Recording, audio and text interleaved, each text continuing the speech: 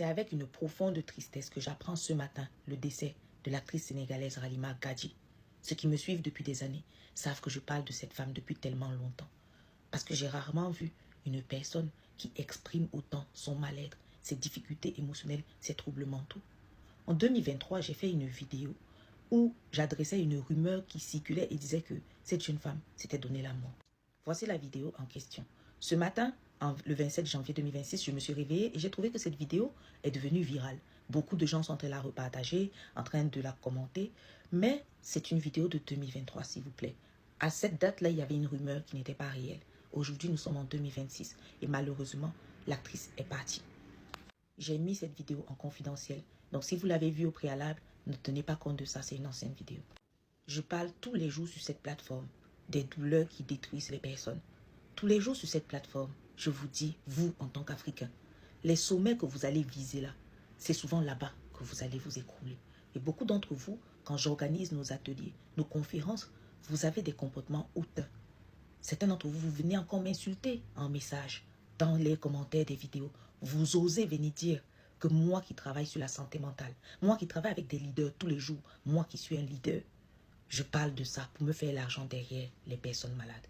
Je m'appelle Charlotte Kona, K-2-O-N-A. Je suis une avocate spécialisée dans le financement de projets. Je travaille sur des projets à plusieurs millions. Lorsque je travaille dans mon domaine, j'accompagne des banques d'investissement de renom en France. Mon profil est public. Si je voulais me faire de l'argent dans la communauté africaine, je vous parlerais de ce que vous aimez faire, les investissements sur les marchés.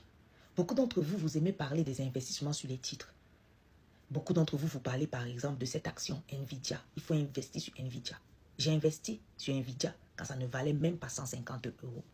Vous voulez que je vous parle des investissements sur le marché? Vous voulez que je vous parle de financement de projets? Vous voulez que je vous parle du secteur de l'énergie? J'ai travaillé dedans. Je connais les gens qui travaillent dedans. Je travaille encore dedans quand je veux y aller parce que c'est mon secteur d'activité. J'ai fait l'école pour ça. J'ai plus de 10 ans de carrière dans ça. Maintenant qu'on a situé donc les positionnements sociaux que vous aimez entendre, maintenant parlons de ce qui se passe dans la tête. Dans la tête des gens, dans ces milieux que j'ai intégrés, les amis. Dans ces milieux que j'ai intégrés, les gens sont alcooliques. Les gens sont dépressifs, les gens dorment en psychiatrie, leur famille ne les voit jamais. Les gens sont agressés sexuellement, les gens portent des mal-être, les gens sont des people pleasing au travail, les gens manquent de confiance, manquent d'estime, les gens ont des douleurs en eux, vous ne pouvez pas imaginer. Vous avez des avocates, leurs parents les regardent dans les yeux et leur disent que peu importe ce que tu fais dans ta vie, tu n'es rien. Tu ne seras jamais rien à mes yeux. Ces femmes-là vont travailler de 6h à 2h du matin parce qu'elles auront toujours l'impression que papa ne les a jamais validées. Vous avez des garçons qui ont été agressés sexuellement quand ils étaient stagiaires. Vous avez des hommes qui ont rêvé de travailler dans la finance, sont devenus traders. Mais ils n'ont tellement pas de vie qu'aujourd'hui, pour tenir le rythme de ce métier dont ils ont rêvé, ils sont obligés de prendre soit l'alcool, soit la drogue, soit des choses que vous n'imaginez pas. Et puis vous avez les actrices, des jeunes femmes très belles. Elles étaient sollicitées dès le plus bas âge pour leur beauté, pour leur côté phénoménal. Être à côté d'elles, c'est comme être à côté d'une lumière. Elles ont prouvé qu'elles étaient de vraies actrices, des personnes talentueuses. Mais derrière, vous savez ce qui se passe dans le milieu du cinéma. Ce qu'on veut, ce n'est pas seulement ce qu'elles ont comme talent. Ce qu'on veut, c'est leur corps. Ce qu'on veut, c'est leur être, c'est leur âme. Vous voyez à la télévision des grands réalisateurs, producteurs comme Harvey Einstein, ou je ne sais plus comment il s'appelle celui-là, qui a agressé tellement d'actrices. Vous croyez que ça ne se passe pas en Afrique? Cette jeune dame a fait une dernière crise en 2025 où elle expliquait qu'elle avait été agressée dans son milieu du travail. Tout le monde a dit non, c'est parce qu'elle est folle. Elle est folle? Vous savez combien de personnes portent des douleurs aujourd'hui que la société ne veut pas entendre? Vous savez combien de personnes avancent dans la vie? Les personnes avancent dans la vie pour pouvoir au moins arriver à une position, ils peuvent avoir une voix et dire ce qui est en train de les détruire de l'intérieur malgré tout ce qu'ils ont. Et ils n'y arrivent pas. Ah, aujourd'hui, beaucoup de gens vont écrire. C'est comme ça la réalité du mal-être émotionnel, des troubles mentaux. Quand vous allez partir, on va venir dire, oh, elle est partie, oh, ça me fait mal. Mais lorsqu'on organise des événements, lorsqu'on dit aux gens, parlez-en, lorsqu'on explique comment on en arrive là, avec vos grosses bouches souvent, ça m'énerve.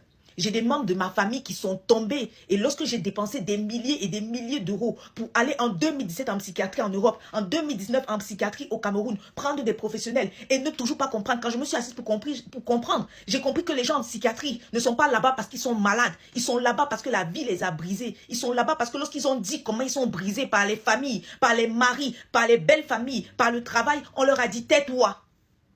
Tu mens. Tais-toi. Une belle femme comme toi, si j'avais ta situation, tais-toi. Va supporter. Ça me fait de la peine ce matin. J'ai une peine profonde ce matin, les amis. J'ai mal. J'ai vu mes proches arriver presque à se donner la mort. J'ai entendu mon frère en psychiatrie en Europe dire, vous me mettez la pression. Et j'ai dit, nous, on te met la pression, on ne te demande jamais l'argent, on ne te demande jamais quoi que ce soit, on ne te dit jamais que tu es mauvaise. C'est quoi la pression? Jusqu'à ce que je comprenne ce que ça veut dire mettre la pression à quelqu'un. Oui, oui, nous mettons la pression à des gens sans savoir. Nous attendons d'eux d'être quelqu'un. Et la malchance pour eux, ils deviennent une Halima Gadji, belle, célèbre, avec un peu d'argent. Là, alors, la pression, elle est immense. On a la pression d'aller bien. On doit être belle, on doit être bien. On n'est plus humain. On n'a plus le droit d'avoir eu un passé qui nous a tués. Parce que comment tu peux être belle comme ça? Comment tu peux être riche comme ça? Comment je peux arriver comme ça dans la société? Et puis, tu dis que tu es mal comme moi. Si c'est que moi, alors je te parle de mes problèmes. Qu'est-ce que tu vas dire? On aura l'occasion de revenir sur ce sujet.